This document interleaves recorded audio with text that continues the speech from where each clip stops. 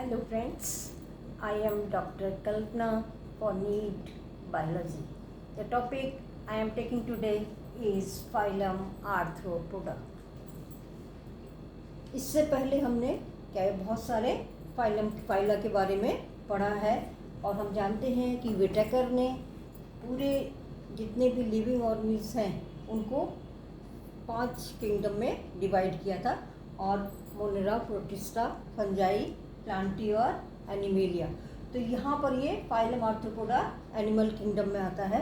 और तो सबसे पहले तो क्या हो गया इनका, ये क्या हो गया आर्थ्रोपोडा के बारे में हम पढ़ेंगे। तो सबसे पहले तो किंगडम जो है इनका किंगडम हो जाएगा एनिमेलिया। एनिमेलिया में क्या आते हैं, मल्टी सेलुलर, ये सब मल्टी सेलुलर एनिमल्स हैं। और इसको फिर हम बांटते हैं जो वो level of body organisation, simplest जो होते हैं एनिमल्स उसमें केवल सेलुलर लेवल पर ही ऑर्गेनाइजेशन होता है, मतलब उनकी बॉडी में सेल्स ही होते हैं, वो टिश्यू या ऑर्गन सिस्टम नहीं बनाते। फिर दूसरे होते हैं टिश्यू लेवल, फिर होते हैं ऑर्गन लेवल, मतलब इनमें ऑर्गन्स तक बन जाते हैं। और फिर आते हैं एडवांस सबसे ऑर्गन सिस्टम। हम जानते हैं बहुत सारे ऑर्गन मिलकर सिस्टम बनाते हैं, जैसे डाइजेस्टिव सिस्टम है उसमें बहुत सारे ऑर्गन्स होंगे, स्टमक होगा, इसोफेगस होगा, इंटेस्टाइन होगा, तो ये सब ऑर्गन है। लेकिन ये मिलके क्या बना रहे हैं, सिस्टम बना रहे हैं। तो ऑर्गन सिस्टम ये सबसे ज़्यादा एडवांस हो गए। सेलुलर लेवल में हमने पॉरीफेरा पढ़ लिया है, इसमें फाइलम पॉरीफेरा आता है, उसका डिटेल हम पढ़ चुके हैं। जिसको भी देखना वो मेरे इस वीडियो को सब्सक्राइब करके मेरे वीडियो सारे देख सकता है। टिश्यू लेवल में जो है ये एक तो सिमेट्री, टिश्यू लेवल में ये बाइलेटरल सिमेट्री, रेडियल सिमेट्री होती है, डिप्लोब्लास्टिक होते हैं और इसमें 2 फाइला आते हैं, सीलेंट्रेटा और टिनोफोरा, ये भी हम पढ़ चुके हैं। अब आता है ये ऑर्गन में ये बाइलेटरल सिमेट्री होती है हमेशा। एसीलोमेट होते हैं, मतलब इनमें सीलोम नहीं होता, ये डिप्लोब्लास्टिक होते हैं। और इसमें आता है प्लेटीहेल्मिन्थेस, ये भी हम पढ़ चुके हैं। ऑर्गन सिस्टम जो है इसमें ये सिमेट्री आती है।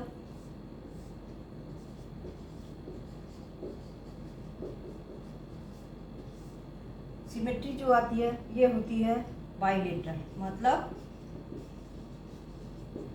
बाइलेटरल सिमेट्री का मतलब ये होता है कि हम बॉडी को लेफ्ट और राइट पार्ट्स में, आइडेंटिकल पार्ट्स में बांट सकते हैं। तो यहाँ पर तो थी रेडियल सिमेट्री टिश्यू लेवल में, जिसमें कि सीलेंट्रेटा और टिनोफोरा आते हैं। उसके बाद ये सब बाइलेटरल आते हैं, इसमें अब जितने भी आएंगे सब क्या होंगे, बाइलेटरल सिमेट्री होगी। और फिर सीलोम की बात हम करें,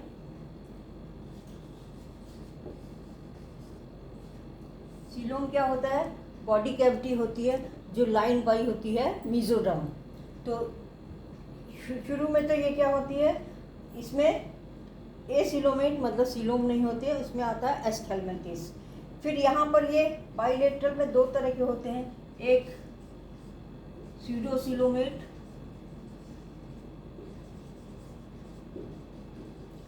और एक सीलोमेट, मतलब जिसमें 2 सीलोम होता है। स्यूडोसिलोमेट में एस्केल्मेंथिस आते हैं, ये हम पढ़ चुके हैं, इसके बारे में हम यहाँ नहीं पढ़ रहे हैं। फिर हम बात करते हैं जर्म लेयर्स की।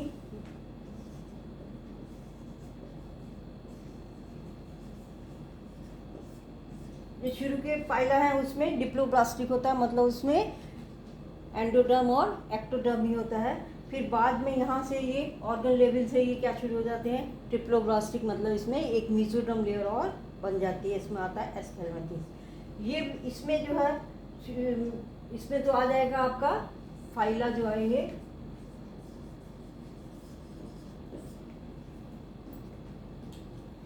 इसमें एस्केल्मेंथिस आता है, ये भी हम पढ़ चुके हैं, आप वीडियो देख सकते हो। अब सीलोमेट में ये क्या है, ये ट्रिप्लोब्लास्टिक है।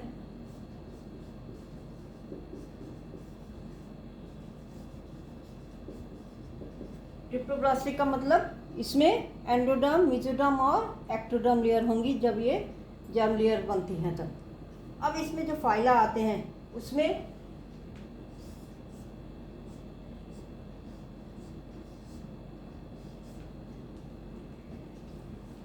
एनिलिडा ये हम पढ़ चुके हैं। आज हम पढ़ेंगे आर्थ्रोपोडा। इसके बाद इसमें मोलस्का, इकाइनोडर्मेटा, हेमिकॉर्डेटा और कॉर्डेटा आते हैं। तो हमें क्या पढ़ना है, हमें केवल आर्थ्रोपोडा पढ़ना है। इसके बाद मोलस्का,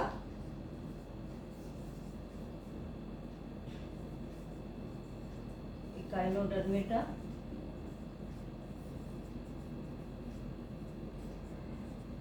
हेमिकॉर्डेटा और कॉर्डेटा, ये हम बाद में पढ़ेंगे।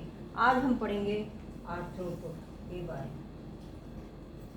तो यहाँ से क्या हो गया, हमें कैरेक्टरिस्टिक्स आर्थ्रोपोडा की पता चल गई। क्या मालूम पड़ी कि ये मल्टी सेलुलर एनिमल्स हैं जिसमें organ system of level of organisation होता है।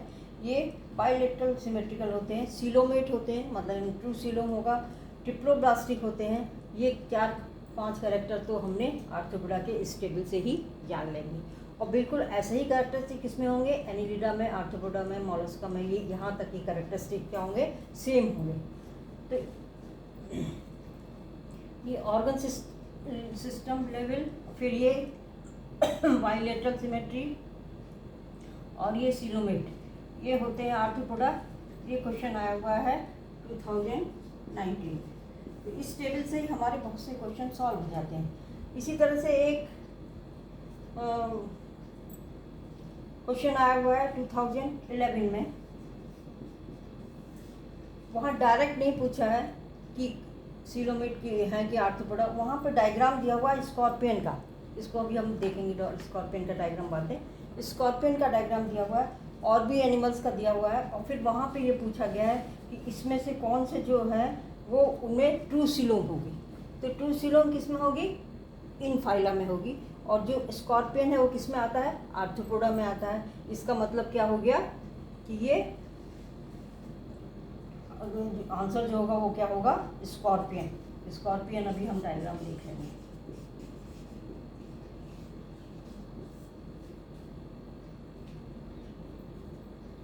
उसमें ट्रू सीलोम होगी। ये क्वेश्चन 2011 में आया हुआ है।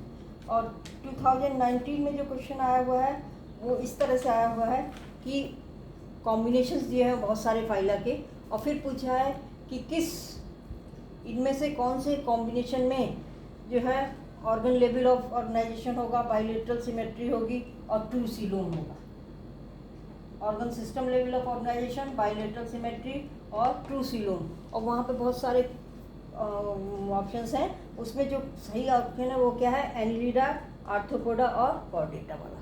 तो इनमें से जो भी होंगे वो सही ऑप्शन होगा।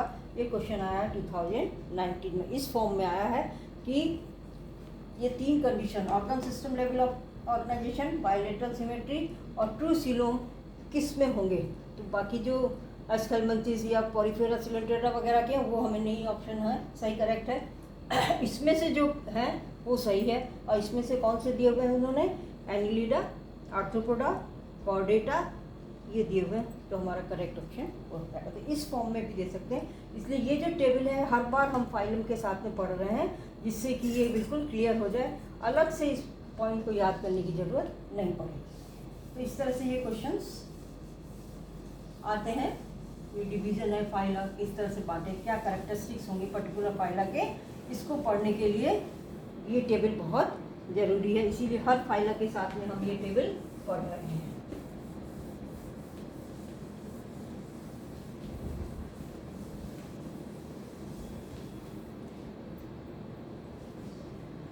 अब हम देखते हैं आर्थ्रोपोडा के असली में कैरेक्टरिस्टिक क्या है। जो टेबल से हमें समझ में आ गए वो तो इम्पॉर्टेंट है ही, लेकिन उसके अलावा जो है क्या कैरेक्टरिस्टिक्स हैं कि ये लार्जेस्ट फाइला है। जितने भी फाइला हैं उसमें सबसे बड़ा फाइला, बड़ा का मतलब क्या हुआ, इसमें नंबर ऑफ स्पीसीज सबसे ज़्यादा है। Largest phylum of animals.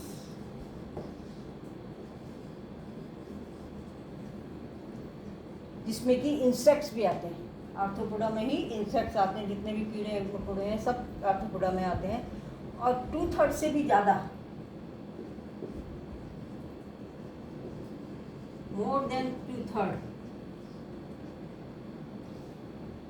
और जितनी भी स्पीसीज नोन है अर्थ पर वो क्या है, आर्थ्रोपोडा। ये लार्जेस्ट है फाइला। ये क्वेश्चन आया हुआ है 2011 में और 2014। 2014 में किस तरह से क्वेश्चन आया हुआ है कि इन्होंने ये इस तरह से बनाया हुआ है चार्ट। इसमें जो है डिवाइड कर दिया, ये ए दिखाया है, ये बी दिखाया है, ये सी है और ये डी है। और ये बताया कि ए बी सी डी क्या डिनोट कर रहे हैं। तो ए तो किसको डिनोट कर रहा है, ये डिनोट कर रहा है इंसेक्ट्स को। कैसे, सबसे ज़्यादा जितने एनिमल्स हैं सबसे ज़्यादा क्या है, इंसेक्ट्स हैं। तो ए क्या हो जाएगा, इंसेक्ट्स हो जाएगा। फिर बी जो आता है वो आ जाएगा मोलस्क। सी जो आ जाता है वो है crustaceans.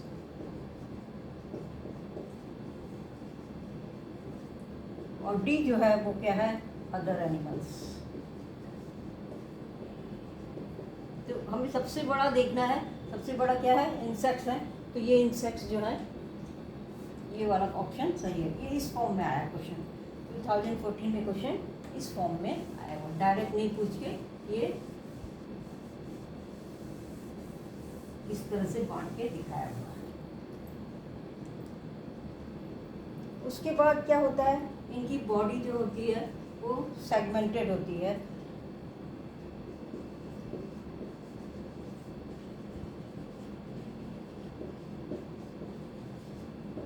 Body segmented, covered by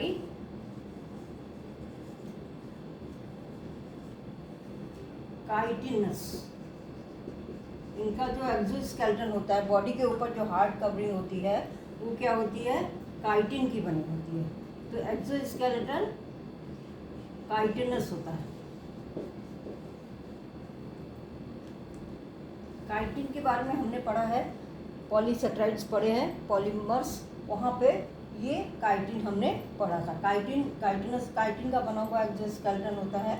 ये बहुत इम्पोर्टेंट है ये कुछ पार्ट। और ये आया हुआ है 2012 में, 2016 में और 2022। काइटिन एक्सोस्केलेटन जो है काइटिन का बना होता है। और ये काइटिन होता है, ये हमने वहाँ पर पढ़ा हुआ है डिटेल में स्ट्रक्चर इसका, पॉलीसेकेराइड वाले टॉपिक में। ये जो होता है क्या होता है, पॉलीमर है ऑफ डी ग्लूकोसामीन।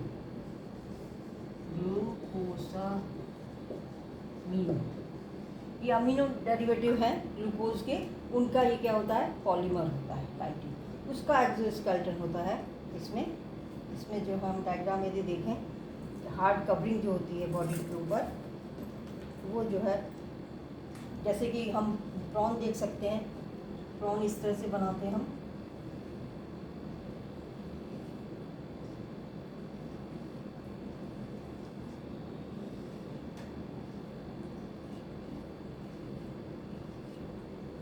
ये सेगमेंटेड बॉडी है।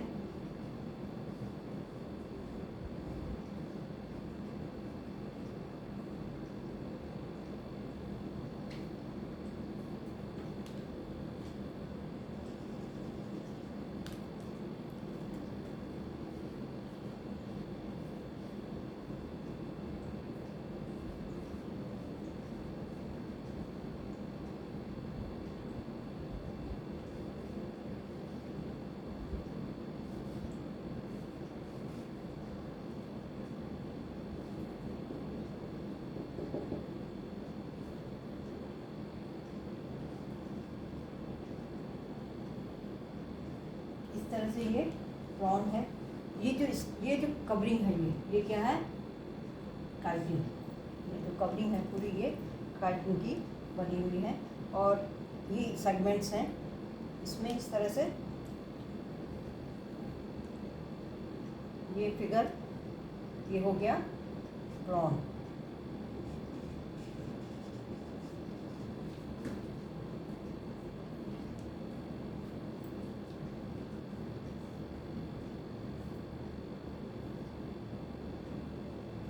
ये फिगर भी आया हुआ है क्वेश्चन 2013 में, ये फिगर का भी आया हुआ है क्वेश्चन फिगर बेस कि इसमें से किसमें काइटिन की एक्सोस्केलेटन होगा। तो डायरेक्ट आर्थ्रोपोडा का नाम ना लिख के हम क्या करते हैं, कैसे क्वेश्चन आ सकता है, या तो एग्जाम्पल या फिर वो डायग्राम कि इसमें से किसमें एक्सोस्केलेटन काइटिन का होगा। तो हमें जो नाम भी पता होना चाहिए एनिमल्स के कुछ के, और उनके डायग्राम भी हमें मालूम होने चाहिए कि कौन सा डायग्राम किसका है। उसके बाद क्या होता है, बॉडी, पूरी बॉडी जो है वो उसमें बटी रहेगी। Head, thorax and abdomen. जैसे कि बटरफ्लाई है, बटरफ्लाई में इस तरह से होता है।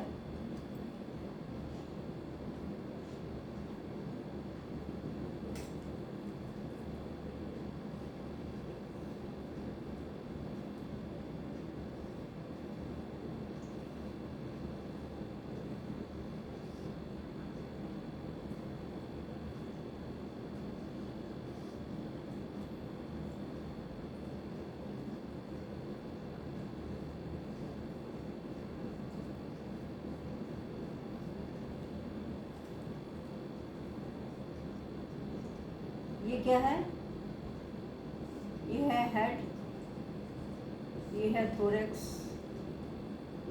और ये है एब्डोमेन। सेगमेंट्स होते हैं, थोरैक्स में भी सेगमेंट्स हो सकते हैं और एब्डोमेन में भी सेगमेंट हो सकते हैं। तो ये है बटरफ्लाई।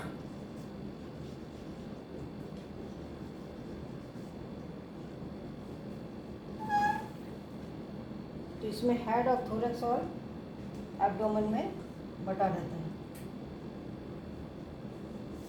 इसके बाद जो कैरेक्टरिस्टिक है आर्थ्रोपोडा की, वो क्या है, बहुत इम्पोर्टेंट है। इनमें क्या होता है, जॉइंटेड एपेंडिसेस।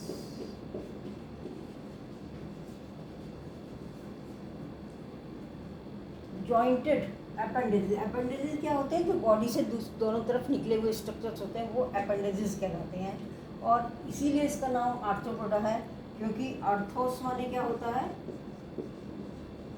आर्थोस माने होता है जॉइंट, और पोडा माने एपेंडिसेस। इसीलिए इसका नाम क्या पड़ा है, आर्थ्रोपोडा पड़ा है।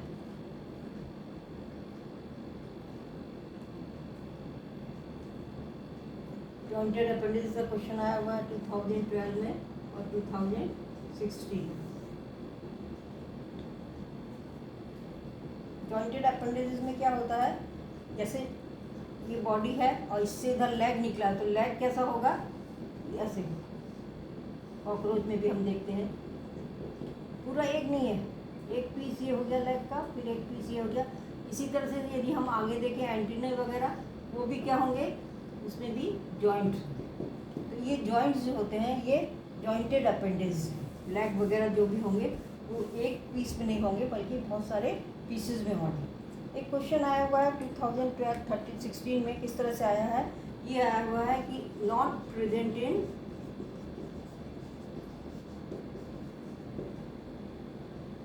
आर्थ्रोपोडा।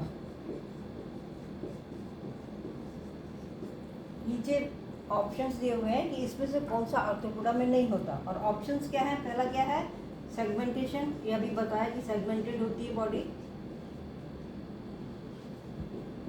ये होता है। फिर दूसरा है पैरापोडिया, फिर तीसरा ऑप्शन दिया था जॉइंटेड अपेंडिसेस, और फिर दिया हुआ है काइटिनस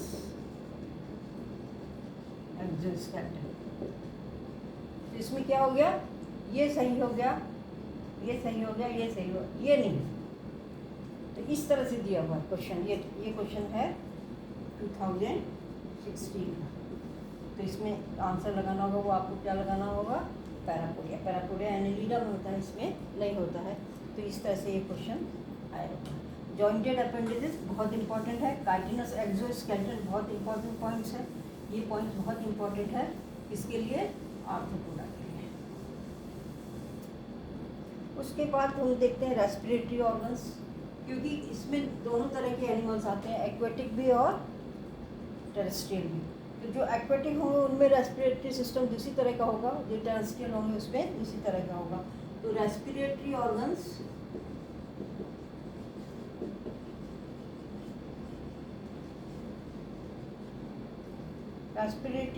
क्या होते हैं, गिल्स, बुक गिल्स। गिल्स हम जानते हैं एक्वेटिक एनिमल्स में होते हैं, फिश वगैरह में होते हैं, इसके बीच में से पानी जाता है, वहाँ एक्सचेंज ऑफ गैसेस हो जाता है। तो एक्वेटिक एनिमल्स में गिल्स होते हैं। बुक गिल्स भी गिल्स की तरह से होते हैं, केवल अंतर क्या होता है इसमें कि फ्लैट लाइक अपेंडिसेस होते हैं एक्सचेंज ऑफ गैसेस के लिए पानी के अंदर। और उसमें क्या होता है, हर एक में मेम्ब्रेनस लेमिली होती हैं, जैसे कि बुक में पेजेस होते हैं, बुक के पेज होते हैं, उसी तरह से इसमें बहुत सारी लेमिली होती हैं, इसीलिए इनको क्या कहते हैं, बुक गिल्स कहते हैं। तो ये तो दोनों क्या हो गए, एक्वेटिक आर्थ्रोपोड्स में पाए जाएंगे। और बुक लंग वही है, ये टेरेस्ट्रियल आर्थ्रोपोड्स में होंगे और इसमें भी लेमिली होती हैं बहुत सारी, जो कि बुक के पेजेस की तरह दिखती है, इसलिए इसको बुक लंग कहते हैं। या क्या होता है, ट्रैकियल सिस्टम होता है, जैसे कॉकरोच वगैरह में ट्यूब्स होती हैं, ये पूरी बॉडी में जो है ट्यूब्स के द्वारा जो है ऑक्सीजन सप्लाई हर एक सेल को, ये ट्यूब पूरी बॉडी के अंदर ट्रेकियल की ट्यूब होती है, ट्रेकिया की, और वो बाहर ओपनिंग होती है, ओपनिंग उसके थ्रू जो है एयर अंदर जाती है और फिर अंदर जो है वो एक्सचेंज ऑफ गैसेज हो जाता है, ऑक्सीजन ले लेते हैं और कार्बन डाइऑक्साइड निकाल देते हैं। तो इस तरह से ये रेस्पिरेटरी ऑर्गन्स होते हैं। Book lungs, book gills, Gill ये तो लेमिनर हो गए, इसमें बहुत सारे। फिर है इसका अलग दूसरा कैरेक्टरिस्टिक है कि सर्कुलेटरी सिस्टम ओपन टाइप।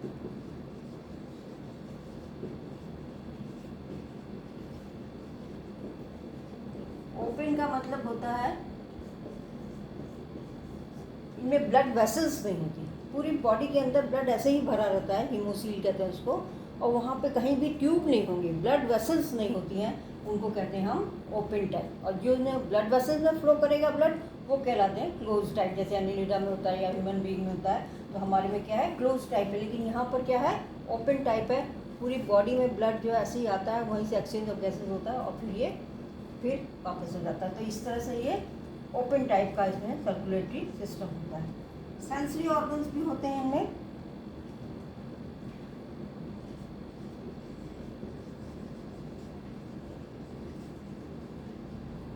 जैसे कि एंटीना जो आगे निकले रहते हैं, कॉकरोच वगैरह में देखा होगा। फिर जो है ये आईज होती हैं, ये क्या हो सकती हैं, कंपाउंड हो सकती हैं या सिंपल हो सकती हैं, कंपाउंड आई और सिंपल आई। फिर ये स्टेटोसिस्ट होते हैं जो बैलेंसिंग ऑर्गन है।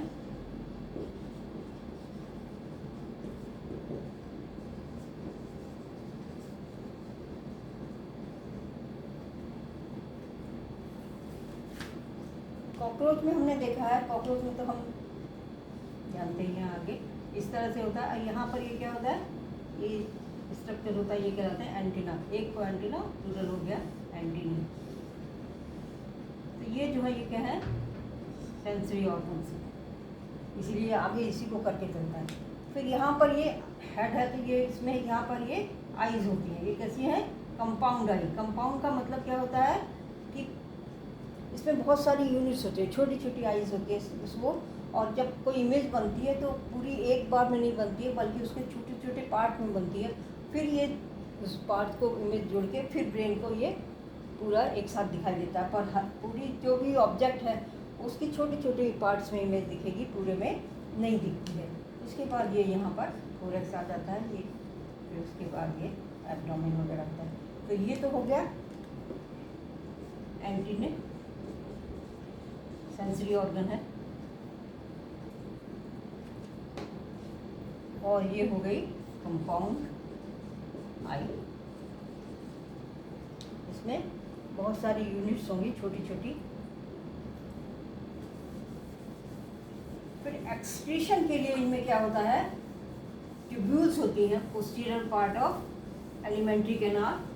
जब एलिमेंट्री कैनाल से फूड पास होता है तो उसका डाइजेशन होता है, और पोस्टीरियर पार्ट में जो वेस्ट है वो बाहर निकलते हैं, तो उसके लिए ट्यूब्स होती हैं जो कहलाती हैं मैलपीजियन ट्यूब्यूल्स।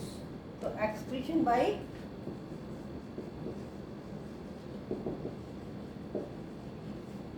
मैलपीजियन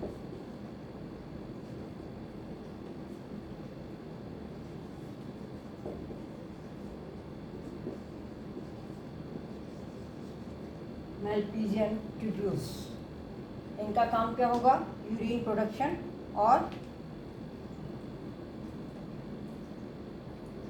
ऑस्मो रेगुलेशन का काम इनका होता है। ये एब्जॉर्ब करते हैं, रीअब्जॉर्ब करते हैं सॉल्ट और वाटर और जो यूजफुल सब्सटेंस है उनका रीअब्जॉर्प्शन कर देंगे, और इस तरह से ये आयन सॉलिड वगैरह का। और ये पोस्टीरियर पार्ट एलिमेंट्री कैनाल में होते हैं।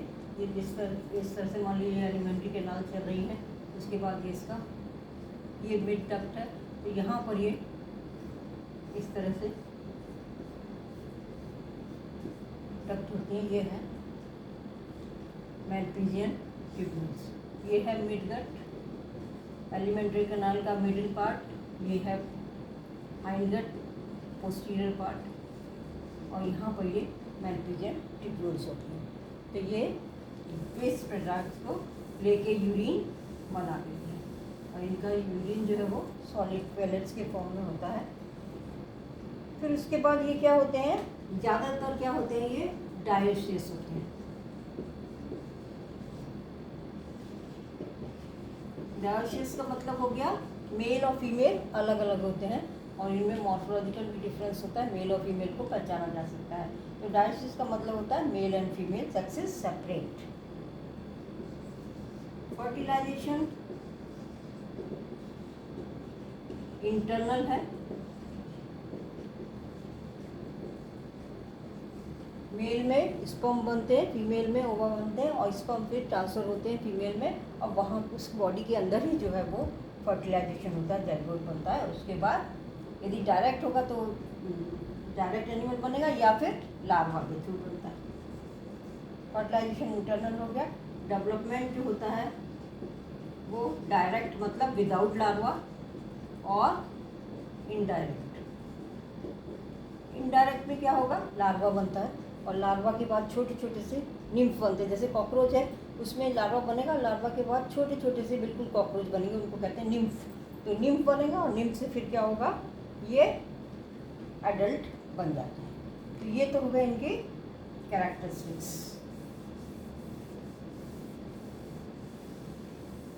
अब इसके एग्जाम्पल्स जो याद रखने हैं, क्योंकि आपने देखा डायरेक्ट क्वेश्चन आर्थ्रोपोडा न करके एग्जाम्पल्स के फॉर्म में या उसके डायग्राम, तो जो भी एनसीईआरटी में डायग्राम दिया वो हर एक इम्पॉर्टेंट है, वो एज सच भी एग्जाम में आ जाता है। जैसे कि इसका आ गया था, स्कॉर्पियन का आया हुआ है डायग्राम कि ये इसमें ट्रू सीलोम होता है, किसमें ट्रू सीलोम होता है। बहुत सारे एनिमल्स के डायग्राम दे दिए, किसमें ट्रू सीलोम है, तो आपको स्कॉर्पियन आपको पहचानना आना चाहिए, और फिर स्कॉर्पियन पहचान के आपको समझ में आ जाएगा कि आर्थ्रोपोडा का है, और आर्थ्रोपोडा में ट्रू सीलोम होता है, तो आंसर फिर वही होगा। तो एग्जाम्पल जो है इसमें कॉमन, सबसे कॉमन एग्जाम्पल तो हमारा एपिस है, मक्खी मच्छर सब इसी में आते हैं। ये है हनी बी, शहद वाली मक्खी। फिर है ये बॉम्बिक्स,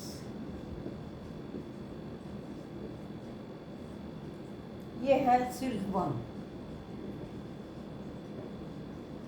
जिसके कोकून से सिल्क बनता है वो वर्म है, ये वो भी इसी में आता है। फिर है लेसिफर, ये है लैक इंसेक्ट, जो लाख बनती है वो इसके सिक्रीशन है इसका। तो ये तो हो गए 3 एग्जाम्पल किसके, इकोनॉमिकली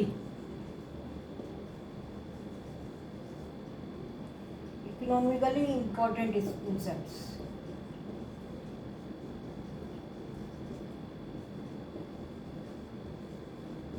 इससे शहद मिलता है, इससे सिल्क मिलता है और इससे लाख मिलती है। तो इस तरह से ये तो 3 एग्जाम्पल इसके हो गए। फिर मच्छर हैं, इसमें कि एक तो हो गया एनोफिलीज, हम जानते हैं मलेरिया फैलाता है ये। फिर क्यूलेक्स होता है, ये भी बहुत सारी डिजीज़ फैलाता है, जैसे वेक्टर है, ये सब वेक्टर हैं डिजीज़ के। एनोफिलीज का हम पढ़ते हैं मलेरिया पैरासाइट में, तो ये मलेरिया पैरासाइट वेक्टर है। ये जापानीज इंसेफेलाइटिस या फाइलेरिया का वेक्टर है। और ये एडीज जो है ये डेंगू फैलाता है। तो ये सारे क्या है, ये है वेक्टर मॉस्किटो।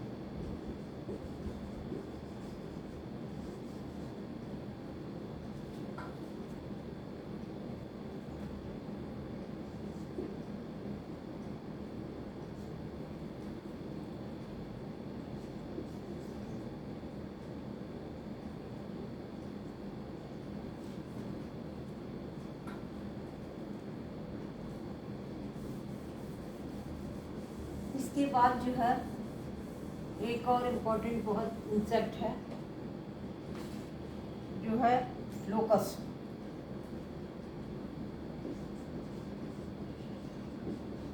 लोकस्ट का अलॉजिकल नेम है, कॉमन लैंग्वेज में इसे हम लोकस्ट कहते हैं, टिड्डी।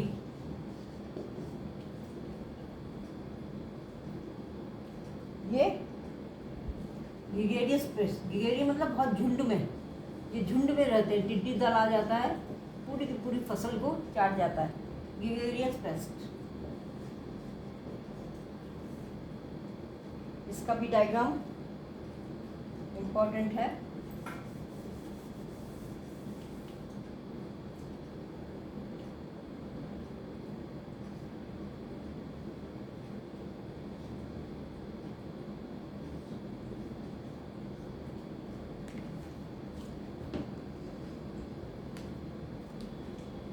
ये एंटीना है इसके, फिर यहाँ पर ये जॉइंटेड लेग होंगे, जॉइंटेड लेग होगा। फिर यहाँ पर ये इसके विंग्स हैं और ये एब्डोमेन। यहाँ फिर ये लेग निकलते हैं जॉइंटेड। एक एक भी कोई भी लेग लेंगे हम उसमें, तो उसमें सीधे सीधे नहीं होगा, उसमें वो हमेशा जो है जॉइंट के फॉर्म में।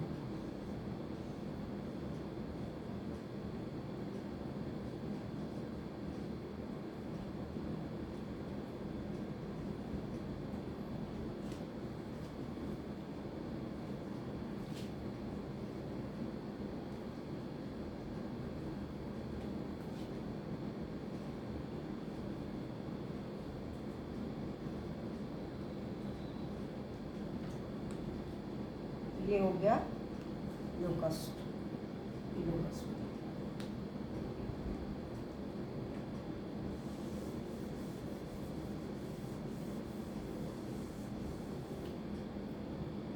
उसके बाद एक आता है लिमुलस।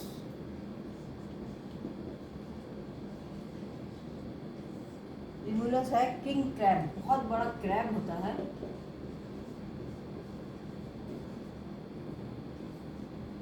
केकड़ा है बहुत बड़ा, और इसको कहते हैं लिविंग फॉसिल।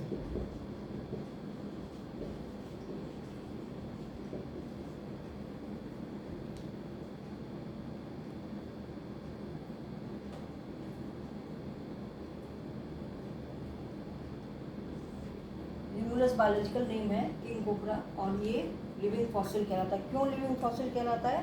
क्योंकि ये इसी तरह से कंटिन्यूसली अनचेंज्ड है for the past 190 million years. Unchange, जैसा पहले था 190 मिलियन ईयर्स पहले था, वैसे ही अभी भी है। और ये इसलिए बहुत इम्पोर्टेंट है। और ये क्वेश्चन आया हुआ है 2013 में और 2015 21 में। इसमें किस तरह से क्वेश्चन आया हुआ है कि मैच करना है, ल्यूमिनस को मैच कराइए। किससे कराइए? तो उसमें एक ऑप्शन है आर्थ्रोपोड और दूसरा ऑप्शन है लिविंग फॉसिल। तो जहाँ एक तरफ तो लिखा हुआ है ल्यूमिनस, बहुत सारे और भी एनिमल्स के नाम लिखे होंगे यहाँ, और दूसरे कॉलम में जो है वो क्या लिखा हुआ है? आर्थ्रोपोड्स, एनेलिड्स, जितने भी और भी चीज़ें होंगी, और एक लिखा हुआ है यहाँ पर लिविंग फॉसिल। तो हमें किससे मिलाना है? एक तो आर्थ्रोपॉड से और एक लिविंग फॉसिल से। तो ये बहुत इंपॉर्टेंट है। लिविंग फॉसिल क्यों कहलाता है? क्योंकि लास्ट 190 मिलियन ईयर से ये इसी तरह का है, अनचेंज चल रहा है, इसके स्ट्रक्चर में कोई भी चेंज नहीं आया है, ये इसी तरह चलता आ रहा है। अब एक जो क्वेश्चन आया हुआ है 2011 में, डायग्राम दिया हुआ था उसका,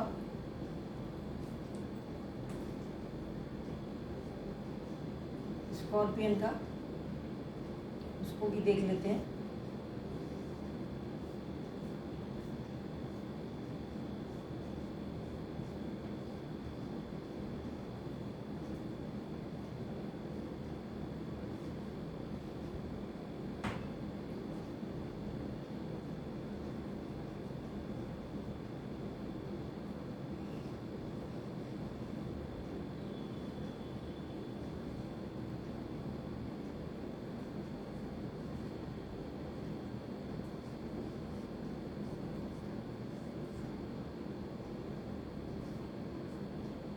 सब जॉइंटेड लेग,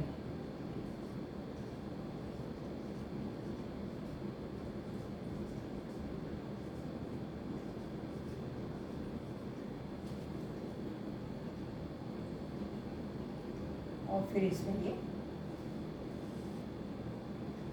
बिच्छू में डंक होता है, ये डंक है, इसका स्टिंग, ये स्टिंग है, और इसमें ये पूरा टेल आती है इस तरह से। ये थोरैक्स है, ये हेड है, ये थोरैक्स है, और ये एब्डोमेन है, ये जॉइंटेड अपेंडेजेस हैं।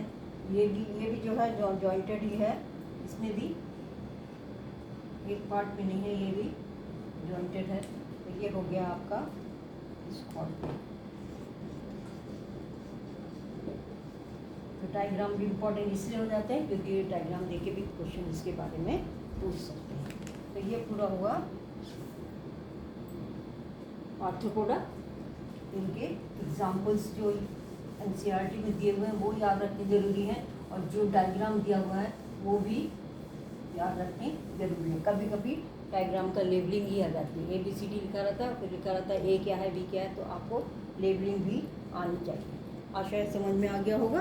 आ गया हो तो लाइक कीजिए, शेयर कीजिए और चैनल को सब्सक्राइब कीजिए, जिससे आपको और भी जो मेरे वीडियो हैं वो हर एक फाइलम के और टॉपिक्स पे वो आपको मिल जाए। Thank you.